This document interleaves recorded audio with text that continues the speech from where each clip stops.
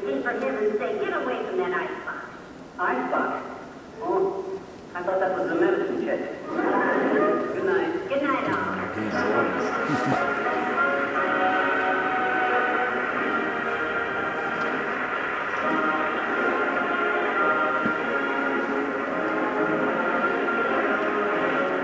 The first of our Breakfast Bell, 10 Mills, brings you River again on each week at this time. Be with us again next Tuesday night, won't you?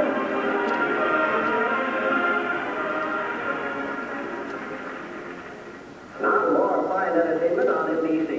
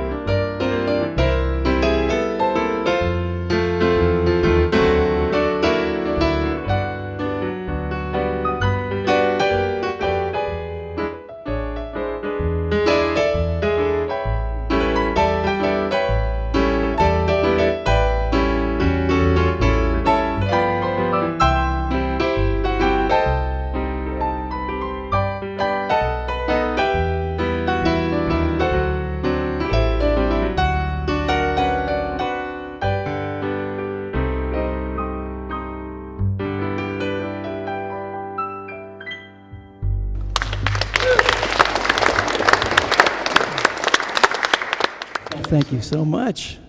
Thank you so much for being here today and for supporting this wonderful organization, the North Orange County Community Concerts. And I'm thrilled to be asked to be a part of it and to be able to share with you my favorite music from my favorite era. I consider it the golden age of American music, the 1920s, 1930s, and 1940s. And as I look around the room, I see a fair amount of gray hair. So that leads me to believe that you probably share my love of this wonderful music, including that first song. Did anybody recognize that first song? Had to be you. Had to be you. Nobody recognized that first song. It Had to Be You. Now, you would have thought that song came out during the 1940s, and truly it was a huge hit in the 1940s, but you might be surprised to know the song actually came out 2 decades earlier in 1924. And that was true of so many of these wonderful old songs from the golden age of American music. They would come out in 1 decade, it'd be a huge hit. 10 years would go by, the song would be revived, it would be a huge hit all over again. Another decade would go by and the same thing would happen. I've had people come up and tell me that, when they were kids, they would hear a song on the radio. They'd run to tell their mom and dad, "Mom and Dad, there's this great new song on the radio," only to be told, "Oh, that song was popular when your dad and I were dating."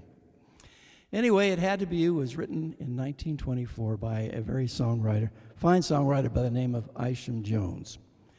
Now, Isham Jones wasn't born into a musical family. He actually was born into a family of coal miners. His father was a coal miner. His grandfather before him was a coal miner. In fact, the town he grew up in was called Colton, Ohio. So it was naturally expected that Isham Jones would follow the family tradition, and he did. For a time, he worked in the mines. His job was to lead the mules that carried the ore cart down to where the miners were working. Well, Isham Jones's heart was not in mining, it was in music.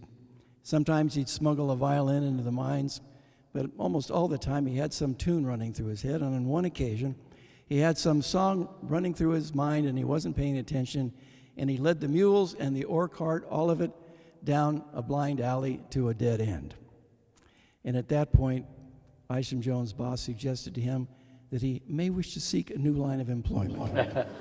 And so he did. He went to work as a musician. He ended up becoming the leader of his own band. His bands became more and more popular until he reached a point where he had the top band in the top hotel in the city of Chicago. And it was at this point that his wife decided maybe it was time to get rid of the beat-up old upright piano they had their whole married life.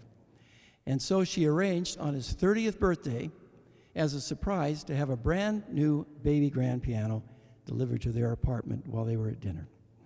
Well, they arrived in their apartment after dinner. Isham Jones walked in and saw this beautiful grand piano. He sat down and ran his fingers over the keys, fell in love with the tone and with the action. And so taken was he with his birthday piano, he stayed up all night long and played it. And in the course of that night, he ended up writing a few songs you might have heard of. One is, "The One I Love Belongs to Somebody Else." Anybody heard that one? Yes? How about "I'll See You in My Dreams"?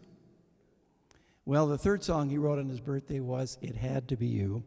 And of all the songs of that day, that became the most popular. Within a few short years, it was featured in over 42 motion pictures. It was revived very successfully in the 30s, again in the 1940s. I remember hearing it on the radio growing up in the 1950s. And even recently, I happened to be watching television. Actually, I wasn't watching it, I just had it on in the background, as you do sometimes. And I heard "It Had to Be You." So I looked at the screen to see what was playing. And it was a commercial. And I'm not making this up. It was a commercial for underarm deodorant. To me, that's the sign of a true classic. Well, now I'm going to take you back to the year 1927. And this next song has a distinction of the recording of which sold more songs than any other song so far in the century.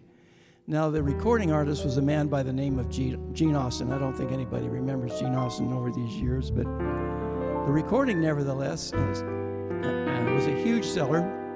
And though you may not remember the artist or the recording, I think you might remember the song. And if you do, I'd ask if you would to please join and sing with me.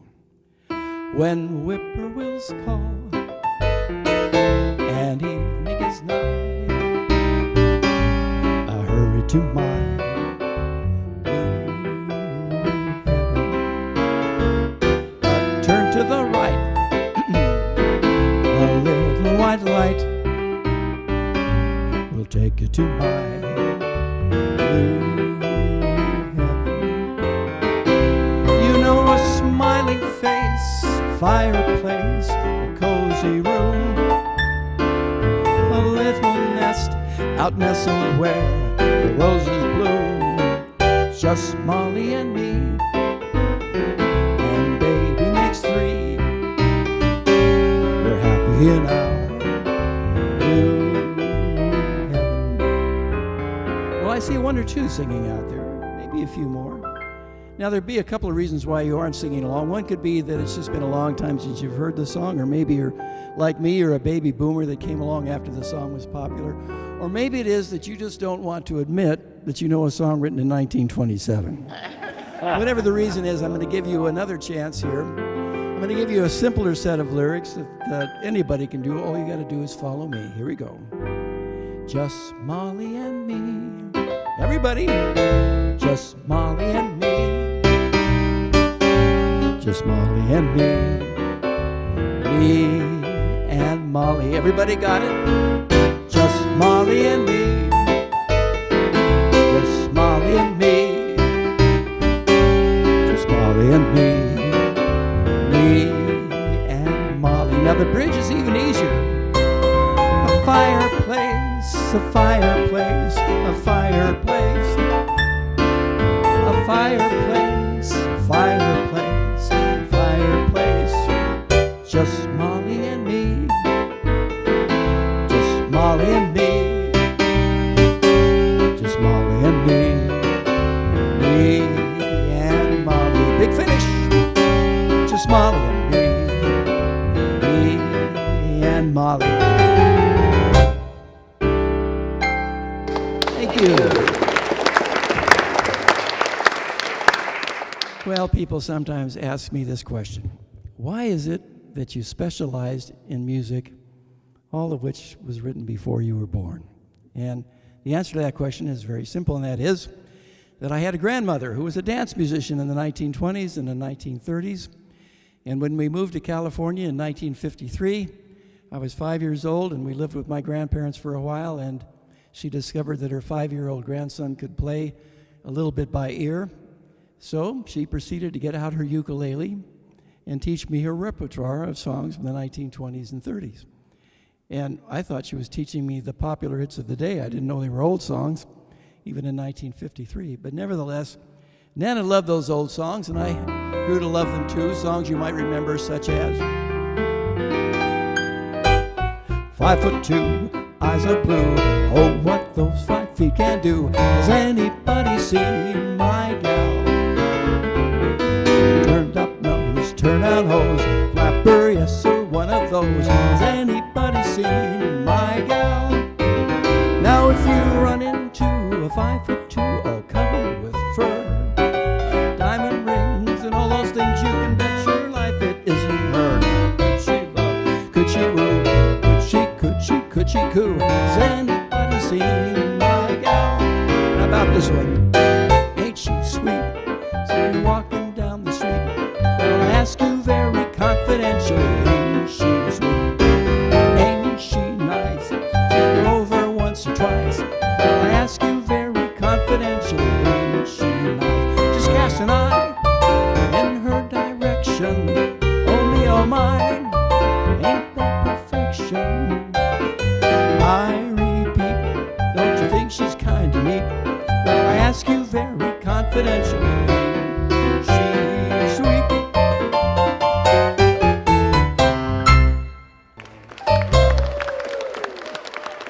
Thank you. You know, you're welcome to sing along to any of these songs you know the words to, by all means. Ain't She Sweet? What a wonderful song, written by a very fine songwriter by the name of Milton Ager. Now that name's probably not familiar to you. He was a very big, successful composer in the 1920s. He wrote, I Wonder What's Become of Sally, Hard-Hearted Hannah, The Girl from Savannah. Doesn't ring a bell? Well, there's one song that I bet you would know, because at least until recent years, we used to hear it every time there was a presidential election, and that is, Happy Days Are Here Again. Well, his songwriting partner was a man by the name of Jack Yellen. And Jack Yellen and Milton Ager wrote a string of hits, including Happy Days and Ain't She Sweet and a score of others. And Jack Yellen likes to tell the story of attending his 50th high school reunion. Now, he was a successful songwriter from a small town, so he was treated like the conquering hero by everybody of his classmates. However, he noticed that there was a little gray-haired lady in the back of the room that spent the entire evening scowling at him. Finally, he couldn't stand it any longer, and he went back to investigate. And as he got closer, suddenly, he recognized the face of his former high school English teacher, who said to him, Jack, I thought I taught you that 8 was bad grammar. Well, America has a wonderful, rich history of popular music going back, I'm sure, to colonial times. There was the music that came out during the Great Civil War, including this song.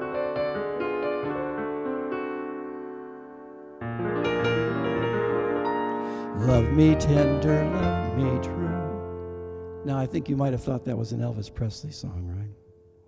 Well, it was. He did sing it in a movie, but he actually borrowed a Civil War melody called Oralee for the song. Well, then there was the wonderful songs of Stephen Foster that we all know and love. But then for some reason, toward the end of the 1800s, Americans became obsessed with a form of popular music which you could only describe as the melancholy ballad. They loved songs that were designed to make you weep. The sadder, the better. And some of the titles give you an idea of what the songs were like. The picture turned to the wall. The pardon came too late. And then there was a song called In the Baggage Coach Ahead that was a huge hit back in those days. And the song tells a story about a young father who has his child, and they're traveling by train, and the child's crying uncontrollably, and it's annoying all the other passengers until they come to realize that the reason the child is crying is because his mother is in her coffin in the baggage coach ahead. That was what they considered entertainment in those days. Now, not too many of those songs have made it to the present day. However, there is one that you might actually recognize, and maybe some could even sing along on, but you may have never thought of it as a melancholy ballad. And that's because you probably have never heard the verse. So I'm going to sing the verse for you and then invite you to join me on the chorus. If you know the song, and I warn you, it's very sad. Here we go. Bought her little dainties just afore she died. Promised I would meet her on the other side. Told her that I loved her. She said, I know, Jim. Just do your best. Leave the rest to him. Gently I pressed her to my breast. Soon she would take her last long rest. See, I warned you it was sad. She looked at me and murmured, pal. Softly I whispered, goodbye, Sal. They called her frivolous Sal, a peculiar sort of gal, with a heart that was mellow, an all-round good fellow was mine. Troubles, sorrows, and cares she was always willing to share. A wild sort of devil, but dead on the level, was my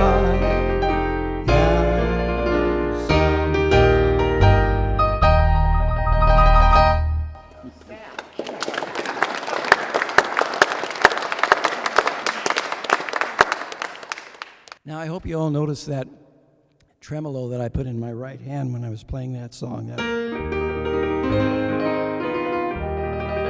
That was very typical of that era. Now, I don't know if it's really true or not, but some have contemplated that maybe the reason for that style of piano playing may have arisen from the fact that, you know, the old-time piano players, they like to drink just a little bit. So at the end of the night, the hand was already going like this, so all they had to do was just shove it up to the piano. I don't know, maybe true. Well, along came the 1890s. And in the 1890s, there was a financial panic which led to a deep economic depression. And by now, people were sick of sad songs. They wanted something cheerful with no hint of sadness. And so a new form of music came along that was entirely cheerful. And it just swept across the country. It jumped over the oceans and swept through the capitals of Europe. It totally revolutionized American popular music as we know it. We hear echoes of it in swing, even in today's hip-hop. And that new form of music was called ragtime. Now, ragtime is very simple in structure. It's really kind of like an oompa of a marching band.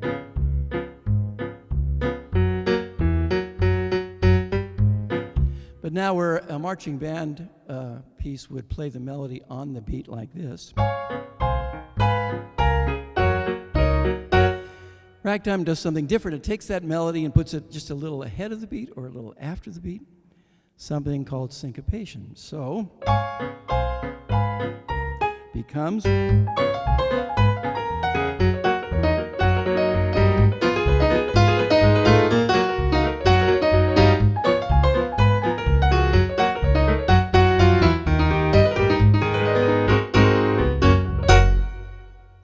That was just a little piece of the Maple Leaf Rag, written by the greatest of all of the ragtime composers, a man by the name of Scott Joplin.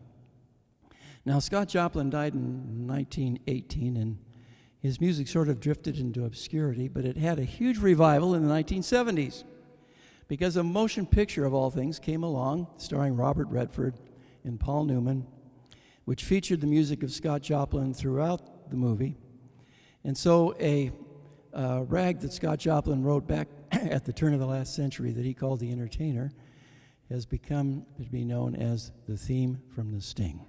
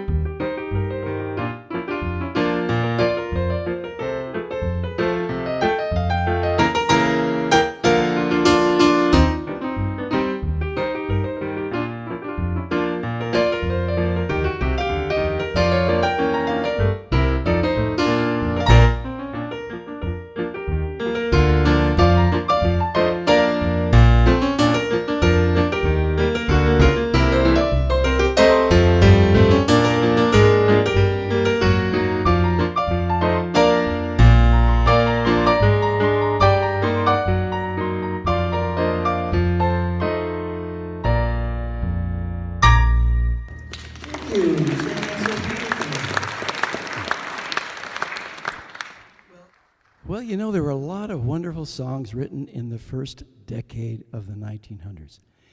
1900 to 1910. Now, you wouldn't think that we'd remember any of those songs. And many of them are forgotten, but there are still a number of these songs that we know and could sing to. Now, I'll tell you, I sometimes play this program for audiences with young children. And I tell them that I'm sure there's at least one song written between 1900 and 1910 that everybody in this room can sing, including the youngsters. And they all look at me like, oh, no, that's not possible. And then I played this song from 1906.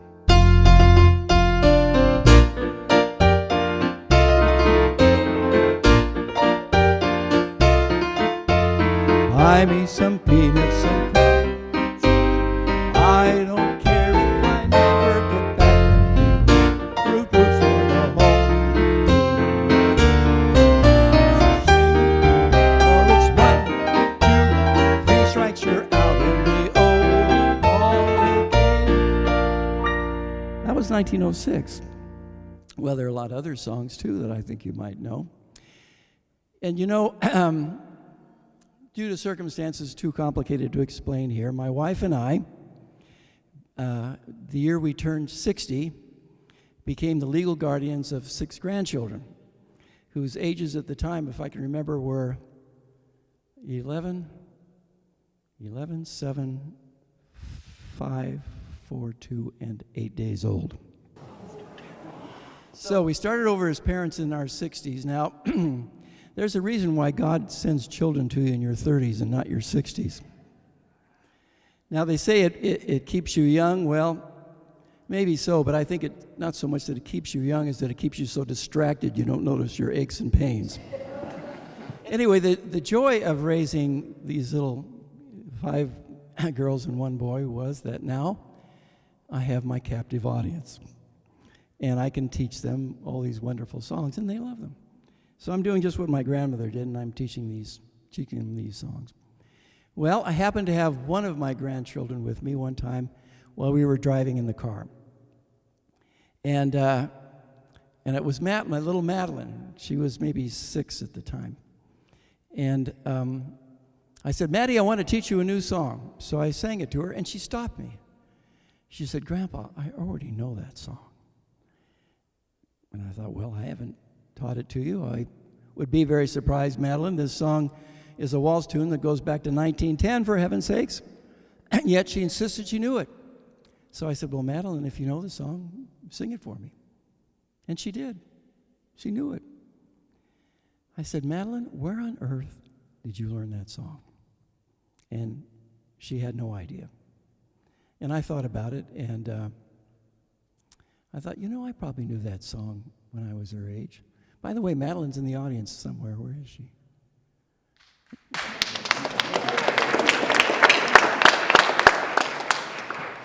I thought about it, and I thought, I probably knew that song at her age. I don't know where I learned it. I couldn't tell you. I bet many of you are in the same boat. You know this song. You don't know where you learned it. But if you know this beautiful song from 1910, please join and sing with me.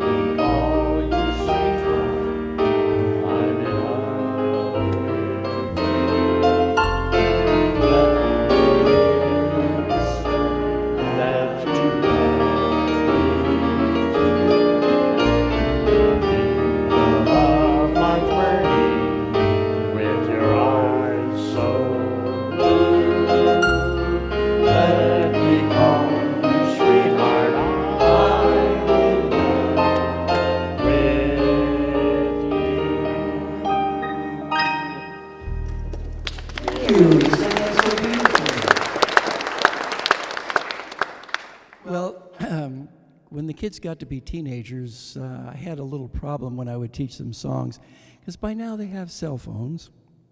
And so when I start to teach them a song, out come the cell phones. They go on to Google. They Google the lyrics of the song, and pretty soon they're correcting me, saying, no, Grandpa, that's not the way it goes. It says right here, you've been singing, keep the love light burning in your eyes so blue. It says, keep the love light glowing in your eyes so true. Anyway, you did such a great job on that song. I think we should do one more from this wonderful decade from 1900 to 1910. In fact, we'll do three. I'm going to put three songs in a medley. And the one thing these three songs all have in common is they all have to do with the moon. Now think of all the songs you've heard in your lifetime that have moon in the title or in the lyrics. It's Only a Paper Moon, Moon River, Moonlight and Roses. The list is nearly endless. And I suppose the reason for that is that, of course, the moon has always been associated with love and romance, which is a popular topic for songwriters. It might also have to do with the fact that the word moon rhymes nicely with June and soon and croon, and another word we don't hear too often, and that is spoon. Now, when I was teaching these songs to my teenage granddaughter, Stephanie, she said, Grandpa, what does it mean to spoon? So how do you explain spooning to a teenager? But being the enlightened grandfather that I am, I said, honey, go ask your grandma. Okay, we're going to do three songs from the first decade of the 1900s, beginning with We Were Sailing Along on Moonlight Bay. You could hear the voices singing. They seem to say, you have stolen my now don't go away. As we sang love's old sweet song on Moonlight Bay. Shine on, harvest moon in the sky.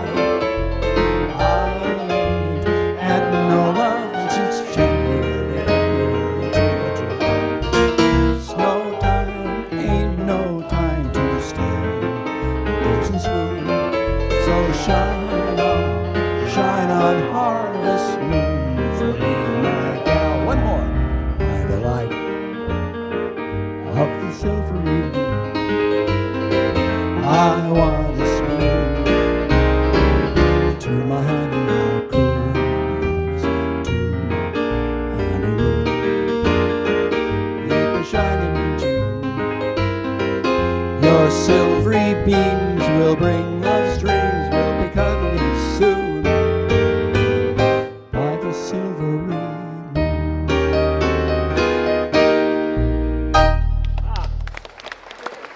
Thank you. Thank you. You sounded great. Well, I couldn't possibly do a program of music from the golden age of American popular music, the 1920s, 30s, and 40s, without featuring at least one song from the composer of whom Jerome Kern once said, he has no place in American popular music. He is American popular music. Yet he wasn't born in America. He was born in what was then Russia. Now it's part of the Ukraine. And he and his family immigrated to America back before the turn of the last century, and they settled in New York City, and shortly after the family arrived, the father passed away. So the kids had to get out and help support the family. So this young man got himself a job selling newspapers on the street corner. But he had a high, clear, tender voice, and he used to like to sing the popular hits of the day to his customers, and that got him more tips than his newspapers. So it led to a job as a singing waiter in New York City. Now, he had no musical training whatsoever. He could not read or write a note of music. But he was convinced that he could write popular songs, so he found somebody to write the notes down for him, and he took those with the words he had written out to the publishing houses. In those days, they called it Tin Pan Alley. And he managed to find a publisher who was willing to take a chance on a teenage boy. They published his first song. It was called Marie of Sunny Italy. Now, it's not well remembered today, but it was a moderate hit in its day. And as thrilled as he was to have his first song published, he was a little disheartened by the fact that the publisher badly misspelled his name on his first published song. His name was Israel Isidore Baline, spelled B-A-L-I-N-E. For some reason, the publisher spelled his last name B-E-R-L-I-N, Berlin. And Israel Baline decided at that point to change his name to Irving Berlin. He went on to write over 3,500 popular songs. That's 3,500. Almost unbelievable output. Not all of them were published. At least half were published. Not all of them have been released. He's still got a chest full of songs that he's written that haven't seen the light of day yet. But nevertheless, with the music that he did publish, he was responsible for over 30 Broadway musicals and 17 Hollywood musicals. And even today, after all these many years, he has a place in the Guinness Book of World Records for having written a song, the recordings of which have sold more recordings than any other song in history. Does anybody know what that song is? Oh, you guys are good. Yes, White Christmas. Exactly. Well, I have 3,500 songs. I don't think I can get through all 3,500 the time remaining, so I'm going to pick one of my very favorites. It's a waltz tune that goes back to 1924. And it had a special significance to Irving Berlin because he wrote this as a wedding present for his wife, Ellen. Now, I have to explain that Ellen was not Irving Berlin's first wife, actually. He had married a decade earlier to a lovely young lady that was in show business, and they went on their honeymoon in Havana, Cuba. And during that honeymoon, she contracted some sort of illness. They think it was a particularly bad strain of malaria, whatever it was. She lingered for 8 months and passed away. And Irving Berlin was heartbroken. It was another decade before he could bring himself to consider remarrying. And when he found his beloved Ellen, things did not go so smoothly because Ellen was the daughter of a very, very wealthy businessman, one of the wealthiest in the state of New York. And he did not consider songwriter to be a suitable occupation for a future son-in-law. And he even went to the trouble of hiring detectives to follow Irving Berlin around to try and find something on him that he could point out to Ellen to get her to break off the relationship. Well, he couldn't find anything on Irving Berlin, and when that didn't work, he told Ellen that if she married Irving Berlin against his wishes, she could expect to be cut off without a cent. Well, true love prevailed. Irving Berlin and his beloved Ellen eloped to Europe, and before they did so, though, Irving Berlin presented his bride with this wedding present, and which is the song I'm going to play for you next. And he didn't just hand her the sheet music, he actually went to his attorneys and he had the song placed in her name, the copyright placed in her name as her sole property. The song was an enormous success. It made her a very wealthy woman on her own right. But I'm pleased to say that the families ultimately reconciled. And that happened with the birth of the first grandchild, which tends to have that effect, as we've seen with other families. In any case, when I play this song, you may not recognize it at the very beginning because I'm going to play the verse. Now, many of these songs had beautiful verses that we never get to hear because we usually just get to hear the chorus. But this has a beautiful verse, and I'm sure you'll recognize the song, however, when I get to the chorus.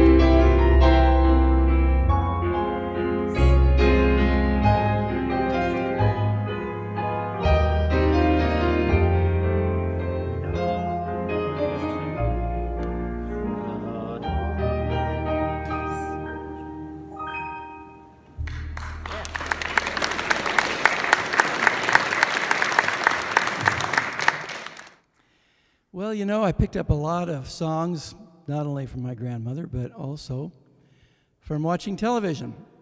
Now, I hasten to tell you that the television that I watched in the 1950s is nothing like the television that Madeline and my other grandchildren watch today. For one thing, we didn't have these great big gigantic screens. The television that I grew up with had a screen about the size and shape of a medium dinner plate, about like this, remember?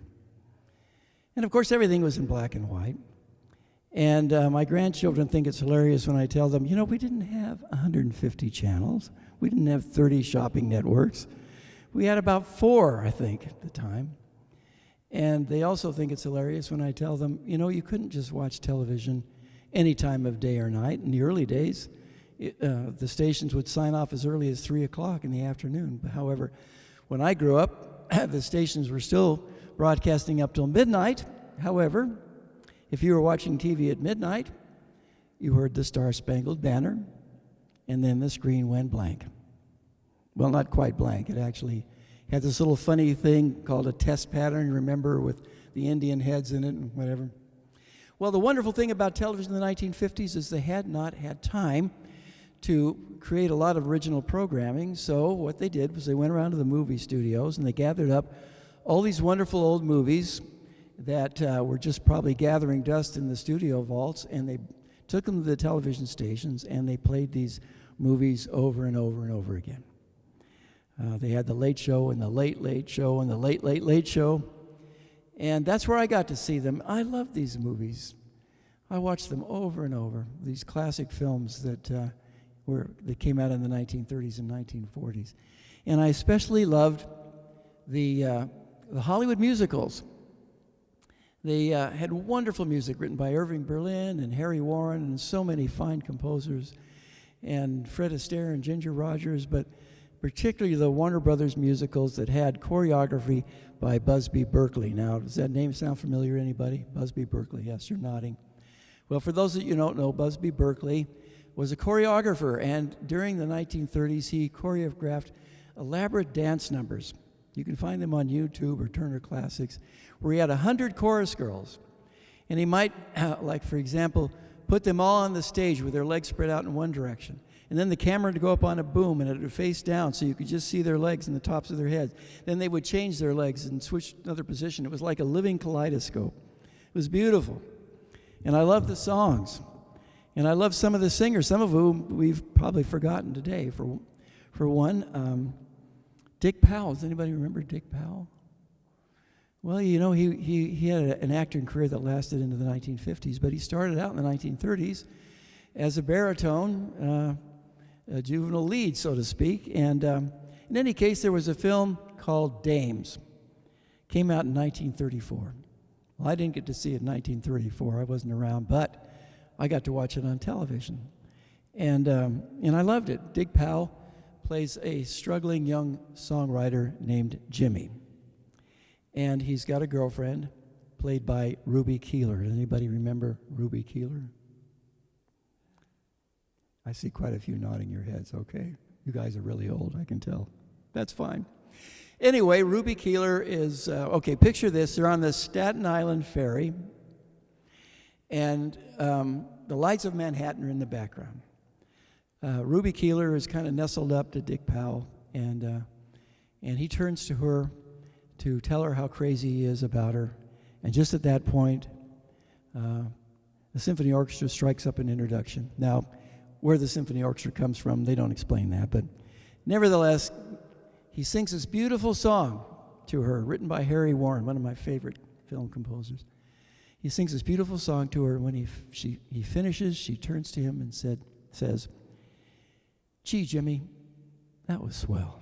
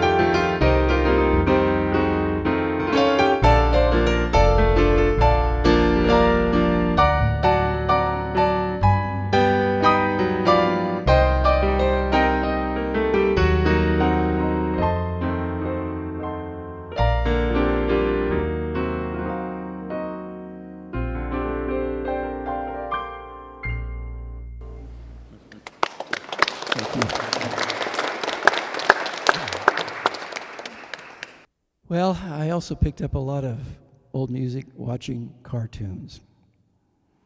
Now, again, I have to hasten to explain that the cartoons that I watched in the 1950s were nothing like the cartoons that my grandchildren watched, The Simpsons, SpongeBob SquarePants. The cartoons that I grew up with in the 1950s were the cartoons that were actually shown during the 1930s and 40s in the movie theaters between the features. And they were produced, well, some of my favorites were produced by Warner Brothers, who did the Looney Tunes, Daffy Duck and Bugs Bunny and Porky Pig and all those. And of course, they used the same orchestra that played for the movie musicals, and they used the same music. So the cartoons were filled with music. I learned so many songs from watching those cartoons. But my favorite actually was Popeye the Sailor Man. Now, those cartoons were made for many, many years. However, the early cartoons were made by the Fleischer brothers in New York City. And I don't much care for the later cartoons, but I love the ones from the 1930s and 40s because, again, like the Warner Brothers cartoons, they were filled with music all through the cartoons. And I happen to remember from my childhood a particular cartoon and a particular song that played through that cartoon. And it stuck in my mind because the song fit so much the action of the cartoon, plus it was just a memorable song on its own, that it stuck with me forever. And a few years ago, I finally decided to go on a quest and see if I couldn't track down that cartoon. And I was able to find it. And I hadn't seen it in 60 years maybe, and it was exactly the way I remembered it. And so to set the stage for this cartoon, I have to tell you that, of course, Popeye has a girlfriend. Anybody remember her name?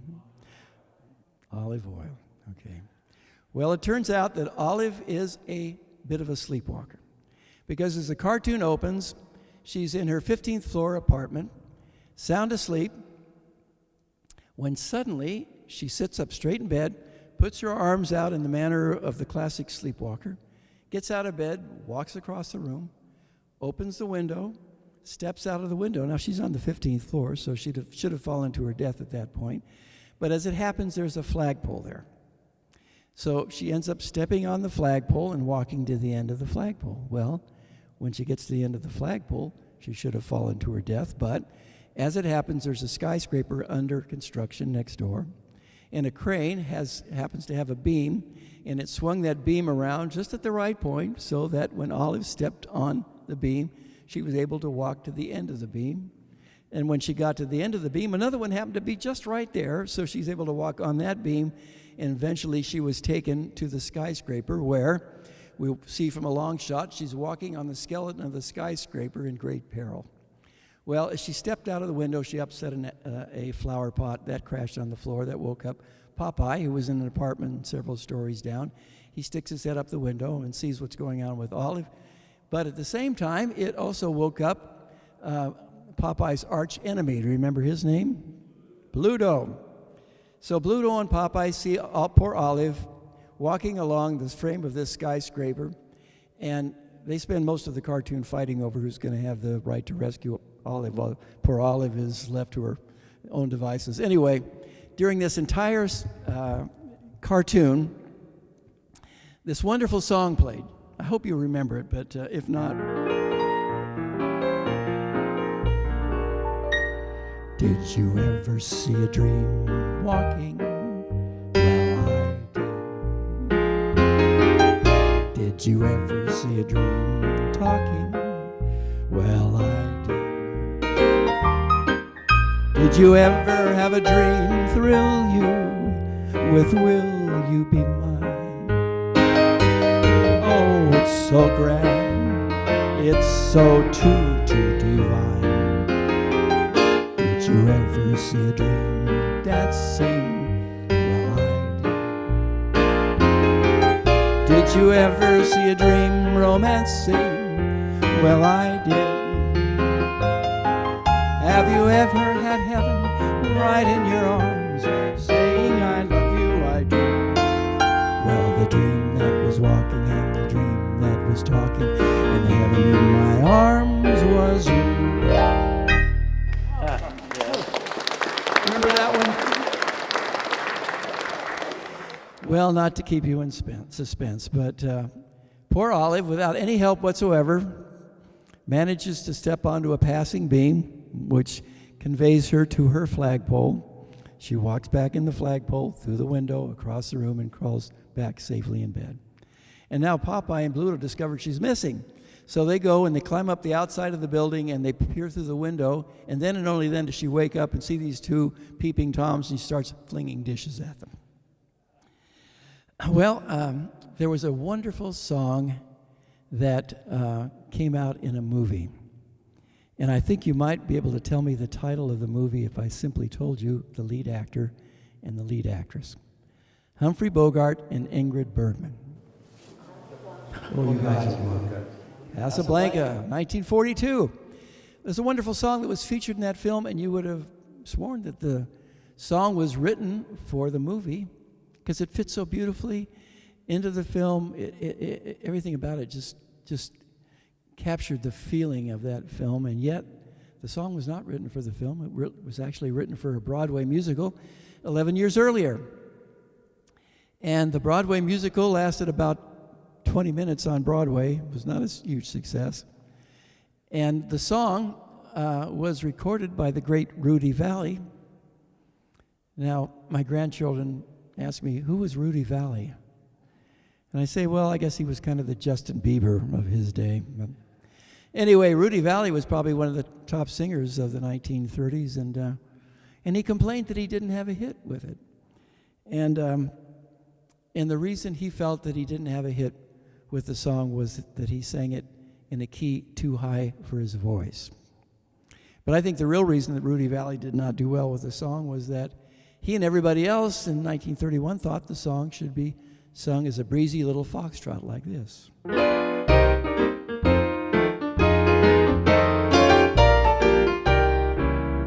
course, we remember that wasn't the way it was in the film as a beautiful ballad.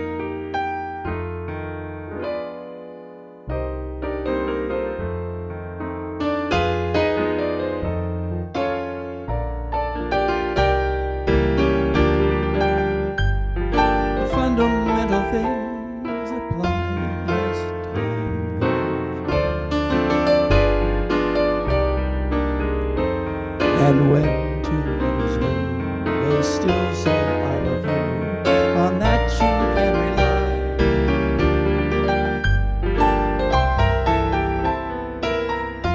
As time goes by, moonlight and love songs never out of date. Hearts full of passion, jealousy and hate. Woman needs man. Have his mate, no one can deny. It's still the same old story, a fight for love and glory, a case of do or die. The world will always welcome love as time goes by.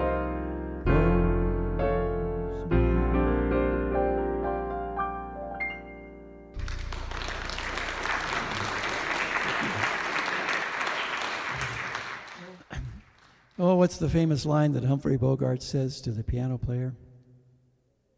Play it again, Sam. Well, I read somewhere that in no place in the movie does Humphrey Bogart ever say, play it again, Sam. I said, that can't be right. So I watched the movie from beginning to end, and sure enough, what he says is, you played it for her, you can play it for me. If she can stand it, I can stand it. Play it. But he never actually says, play it again, Sam.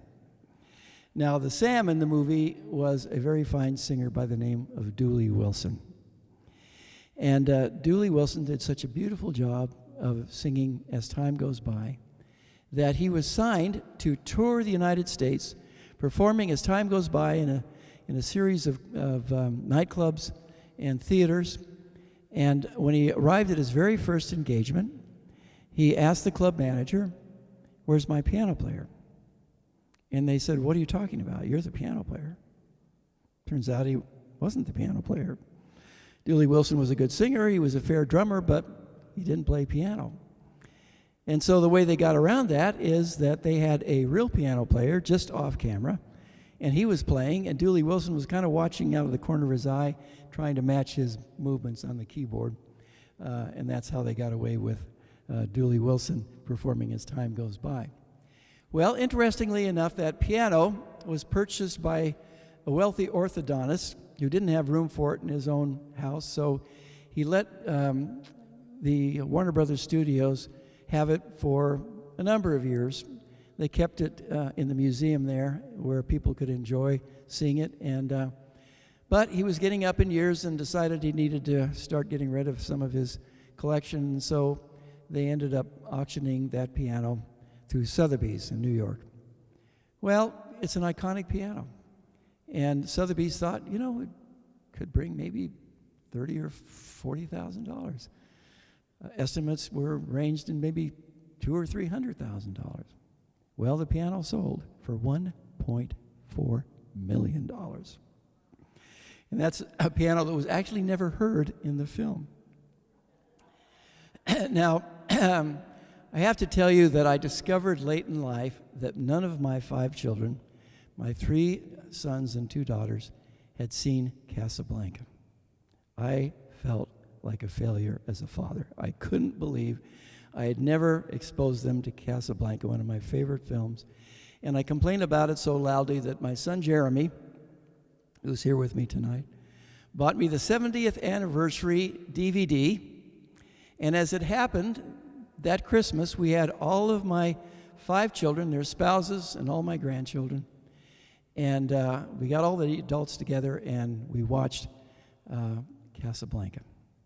Well, I loved it. It was just I've seen it many, many times. I never get tired of watching it. However, I discovered there's a little bit of a generation gap between me and even my adult children. My eldest son, Ryan, said to me, "Here's looking at you, kid. What's that supposed to mean?" I didn't really have an answer for him. And then Jeremy said, "Well, now, Humphrey Bogart, is he supposed to be like a romantic lead?"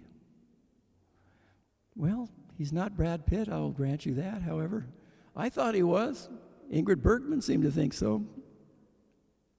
Anyway, it's a wonderful film, and if you haven't seen it, I hope that you will take the opportunity to see it. It's, I'm sure, readily available on DVD and lots of other places. Well, my son, Jeremy, a few years ago said to me, "Dad, I think it's time you made a new record." And I said, "Well, you know, I did 3 of them." And he said, "Yeah, Dad, but the last one you recorded was in 1977. It was on vinyl. We don't have anything to play it with, so it's time to come up with a new recording." Well, I said, "Well, you have to rent the studio," and he said, No, it's not how it's done today. You can do this right in the privacy of your own home, and we can hook up recording apparatus to your computer. Well, I can barely handle email, but he's a genius, so he set me up in a little office off the garage with my keyboard and my computer, and turned me loose to just record whatever I felt like recording. Well, I recorded all my favorite songs from the 1920s, 30s, and 40s. And when he checked on me a week later, he looked through it and he said, "Well, you've got 21 tracks here. That's enough for an album. It's over an hour. What do you want to call it?" And I said, "Well, let's pick one of the songs, Let the Rest of the World Go By." Favorite songs from the 1920s, 30s, and 40s. And then when I looked up at the copyright dates, I found that Let the Rest of the World Go By actually came out in 1919. So I missed it by a year. However, my theory is that it didn't come out till December of 1919, didn't hit the airwaves until January of 1920. Anyway, that's my story, and I'm sticking to it. Actually, the song was a much bigger hit in 1942 when it came out, and it was sung by Dick Haymes in a biographical film about the composer. Anyway, the song was a favorite of mine and my family over the years, and if it's one of yours, please join and sing with me. With someone like you, a pal good and true, I'd like to leave it all behind and go and find a place that's known to go alone, just a spot to call my own. We'll find perfect peace where joys never cease, out there beneath a kindly sky. We'll build a sweet little nest somewhere in the west, and let the rest of the world go by.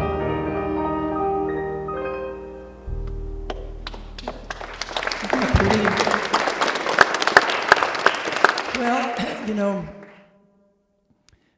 the reason these songs have lasted so many years is not only because they had beautiful melodies like that one, but they had really beautiful lyrics fashioned by professional songwriters that really knew how to put together a lyric. Now take that last phrase. We'll build a sweet little nest out there in the west and let the rest of the world go by. Now that's a very tight rhyme scheme. That's not easy. Try that at home sometime. And yet, every once in a while, a song that'll come along that the melody doesn't seem to be enhanced by the words at all. As a matter of fact, the words don't even seem to make any sense. And this would be true of this song, which was a huge hit in 1943.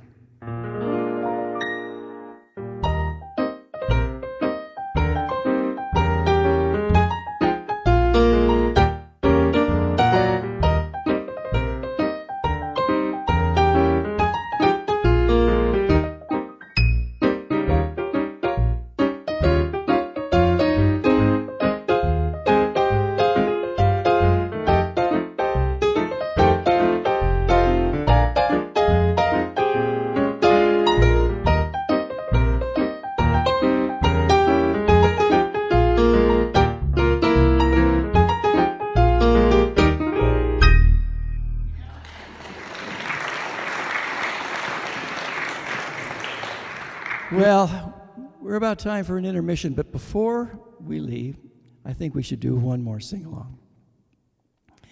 Now, the one I'm proposing to do is one that is so simple that everybody can sing on this one, because there are only 3 words that you have to know, and actually, come to think of it, you only have to know one word because you sing the one word 3 times.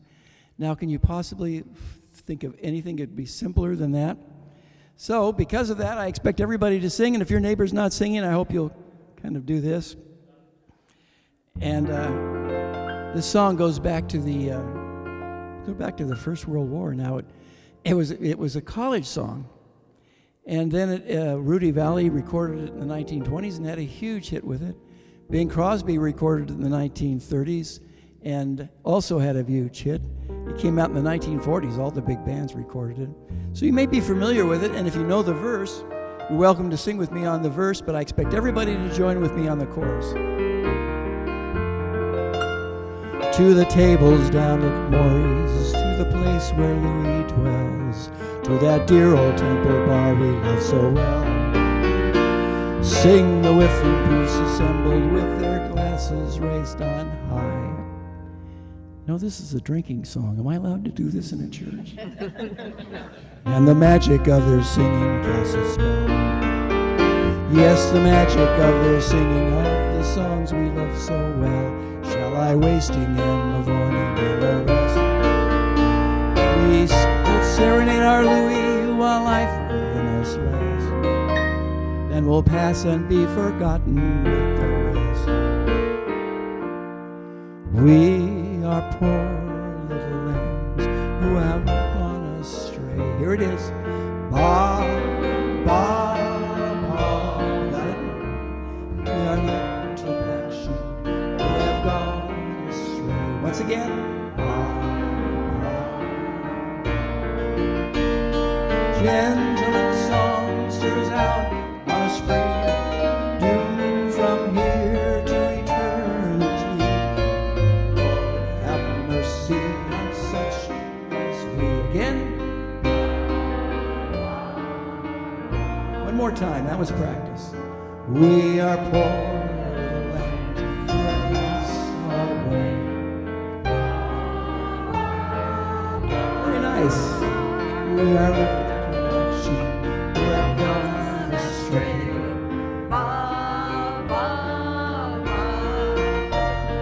Gentleman songsters out on a spree, doomed from here to eternity. Lord, have mercy on such as we. Big finish.